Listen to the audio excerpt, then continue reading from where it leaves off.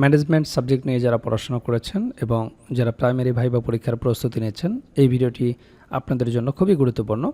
এই ভিডিওতে আমরা ব্যবস্থাপনা প্রাইমারি ভাইবার 15 নম্বর রিয়েল ভাইবা এক্সপিরিয়েন্সটা আপনাদের সাথে শেয়ার করব। আশা করছি আসন্ন ভাইবা পরীক্ষায় আপনারা এখান থেকে কমন পেয়ে যাবেন।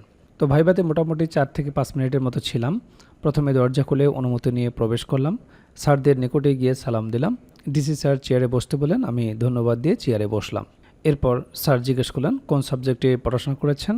বললাম ম্যানেজমেন্টে। স্যার বললেন কোথা থেকে।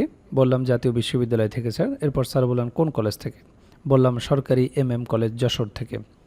এরপর স্যার বললেন গান গাইতে পারেন। আমি বললাম জি স্যার পারি। তারপর স্যার অপর দুইজন স্যারদের বললেন তাহলে আমরা প্রথমেই গান শুনি। ডিপিএস স্যার এবং পিটিআই স্যার বললেন ঠিক আছে স্যার। তো আমি বঙ্গবন্ধুকে নিয়ে রচিত যদি রাত পহলে শোনা যেত বঙ্গবন্ধু মরে নাই, এই গানটির প্রথম 2 কলি শেষ করার পর ডিপিও স্যার বলেন আর গাইতে হবে না। তারপর ডিসি স্যার ডিপিও স্যারকে প্রশ্ন করতে বললেন। তো এখানে একটি কথা বলে রাখি, সেটি হচ্ছে আপনারা জানেন যে রাজনৈতিক প্রেক্ষাপট পরিবর্তন হলে কিছু প্রশ্ন তার গ্রহণযোগ্যতা হারিয়ে ফেলে, কিছু জিনিস আপনাকে বাদ দিতে হবে, কিছু জিনিস সংযোজন করতে হবে।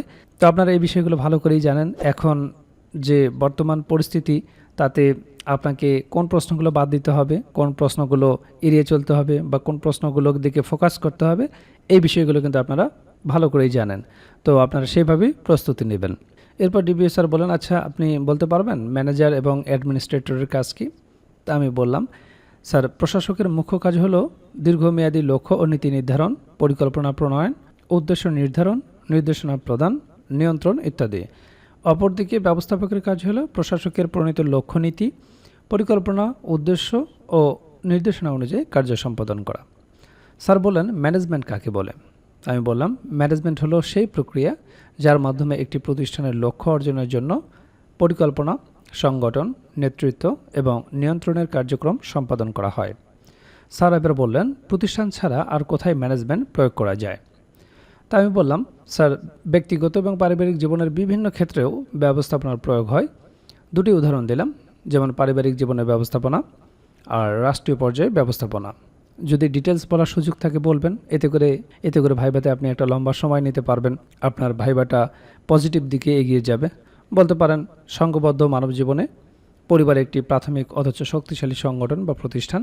এখানে পরিবারের প্রধান হিসেবে পিতা বা মাতা পরিবারের অন্যদের লালন পালন ও পরিচালনা করেন। সাংসারিক আরাম আয়েশ বৃদ্ধি ও উন্নতির জন্য তিনি পরিবারের সকল সামর্থ্যের সদ্ব্যবহার এবং কার্যকর নেতৃত্ব প্রদান সবসময় সক্রিয় থাকেন। আবার রাষ্ট্রীয় পর্যায়ে যে ব্যবস্থাপনা, সেটি হচ্ছে রাষ্ট্রীয় প্রশাসন দেশ ও সমাজ পরিচালনার সর্বোচ্চ ক্ষমতা সম্পন্ন দায়িত্বশীল প্রতিষ্ঠান। রাষ্ট্র পরিচালনার সাথে প্রধানমন্ত্রী, প্রেসিডেন্টের সচিবালয় থেকে শুরু করে বিভিন্ন মন্ত্রণালয় এবং তাদের অধীনে দেশের প্রত্যন্ত অঞ্চল পর্যন্ত বিভিন্ন প্রতিষ্ঠান কর্মব্যস্ত থাকে। এই সকল প্রতিষ্ঠান পরিচালনায় ব্যবস্থাপনার সক্রিয় উপস্থিতি লক্ষ্য করা যায়। এরপর ডিসি স্যার বললেন management means what a manager does. সংজ্ঞাটি কে দিয়েছেন। তো আমি বললাম এই সংজ্ঞাটি দিয়েছেন লুইস অ্যালেন। এরপর পিটিআই স্যার জিজ্ঞেস করলেন আচ্ছা বলুন তো ব্যবস্থাপনা এবং ব্যবস্থাপক কী। তো আমি বললাম ব্যবস্থাপনা হলো সেই প্রক্রিয়া যার মাধ্যমে একটি প্রতিষ্ঠানের লক্ষ্য অর্জনের জন্য পরিকল্পনা, সংগঠন, নেতৃত্ব এবং নিয়ন্ত্রণের কার্যক্রম সম্পাদন করা হয়। অপরদিকে যিনি প্রতিষ্ঠানের ব্যবস্থাপনা কার্য পরিচালনা ও নিয়ন্ত্রণ করেন তাকে ব্যবস্থাপক বলে। এরপর পিটিআই স্যার আমাকে একটা অনুবাদ জিজ্ঞেস করলেন, সেটি হচ্ছে 7 দিনে 1 সপ্তাহ হয়। তো আমি বললাম 7 days মেক আ উইক। এরপর পিটিআই ম্যাম ছিলেন সম্ভবত ইনস্ট্রাক্টর, তিনি বললেন আমি প্রাথমিক বিদ্যালয়ের সহকারী শিক্ষক হতে চাই, এটা ট্রান্সলেশন করুন। তাই আমি বললাম I want to be an assistant teacher of primary school. এরপর পিটিআই স্যার আবার একটি অনুবাদ জিজ্ঞেস করলেন, সেটি হচ্ছে 2 আর 2 4 হয়, ওই একই বিষয়, 2 and 2 makes 4। এরপর পিটিআই স্যার বললেন আপনি এখন আসতে পারেন। আমি স্যারদের ধন্যবাদ দিয়ে সালাম জানিয়ে বের হয়ে আসলাম। তো আপনারা দেখলেন ভাইবা বোর্ডে কী ধরনের প্রশ্নগুলো জিজ্ঞেস করা হয়, কোন কোন বিষয় থেকে প্রশ্ন জিজ্ঞেস করা হয়। আর এই বিষয়গুলো নিয়েই আমরা তৈরি করেছি প্রাইমারি ভাইবার জন্য কমপ্লিট একটা প্যাকেজ, যে প্যাকেজে আপনার বিষয়ভিত্তিক ভাইবা প্রশ্নোত্তর থাকবে। একেবারে রিয়েল ভাইবার আলোকে বিষয়ভিত্তিক নোটটি তৈরি করা হয়েছে, যেখানে বিগত বছরে যে রিয়েল ভাইবাগুলো হয়েছে তা সুন্দরভাবে সমাধান করে দেওয়া হয়েছে। সেই রিয়েল ভাইবাগুলোও যদি আপনারা ভালো মতো দেখে যান, সেখান থেকেই বেশিরভাগ প্রশ্ন আপনারা কমন পেয়ে যাবেন। এছাড়াও আপনারা জানেন যে ডিপার্টমেন্টে আপনি ভাইবা দিতে যাবেন, সেই ডিপার্টমেন্ট সম্পর্কে অবশ্যই আপনাকে প্রশ্ন জিজ্ঞেস করতে পারে। তো সেই বিষয় সম্পর্কে একটা ভাইবা নোট থাকবে, প্রাইমারি সম্পর্কিত একটা ভাইবা নোট থাকবে। প্রাইমারি ভাইবাই অবশ্যই আপনাকে অনুবাদ জিজ্ঞেস করবে, অনুবাদের উপর একটা ভাইবা নোট থাকবে, যেগুলো প্র্যাকটিস করে গেলেই যথেষ্ট। এরপর আপনার নিজ জেলা সম্পর্কে অবশ্যই আপনাকে দু একটি প্রশ্ন জিজ্ঞেস করতে পারে। আপনার জেলা কেন বিখ্যাত, আপনার জেলা দর্শনীয় স্থান কি, আপনার জেলার নামকরণ ইতিহাস কি, বিখ্যাত খাবার কি, ভাষা ও সংস্কৃতি সম্পর্কে জিজ্ঞেস করতে পারে, মুক্তিযুদ্ধে কী অবদান রেখেছিল, নানাবিধ গুরুত্বপূর্ণ প্রশ্ন থেকে আপনাকে দু চারটি প্রশ্ন জিজ্ঞেস করতে পারে। তো সে সম্পর্কিত আপনার জেলার ওপর সুন্দর একটা সাজানো গোছানো নোট থাকবে। এছাড়াও 1947 থেকে শুরু করে বর্তমান সমসাময়িক পর্যন্ত গুরুত্বপূর্ণ বিষয়ের উপর যে সমস্ত প্রশ্নগুলো আপনাকে জিজ্ঞেস করতে পারে সেই বিষয়গুলো নিয়ে সুন্দরভাবে সাজানো গোছানো একটা সাধারণ জ্ঞান ভাইবা নোট থাকবে। এছাড়াও আপনারা জানেন যে প্রাইমারি ভাইবা বোর্ডে বাংলা ব্যাকরণ এবং সাহিত্য অংশ থেকে বেসিক কিছু প্রশ্ন জিজ্ঞেস করে থাকে, সে বিষয়ে একটি ভাইবা নোট থাকবে।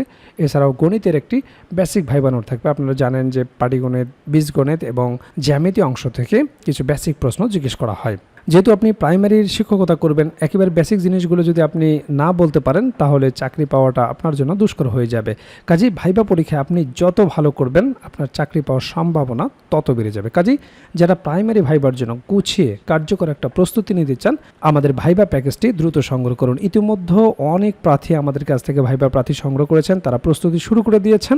এখনও যারা প্রস্তুতি গুছিয়ে নিতে পারেন না, স্ক্রিনে দেওয়া হোয়াটসঅ্যাপ নাম্বারে যোগাযোগ করে আমাদের কাছ থেকে প্রাইমারির এই ভাইবা প্যাকেজটি সংগ্রহ করতে পারেন।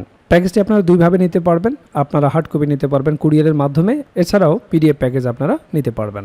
কাজেই দেরি না করে দ্রুত স্ক্রিনে দেওয়া হোয়াটসঅ্যাপ নাম্বারে যোগাযোগ করে প্যাকেজটি সংগ্রহ করুন।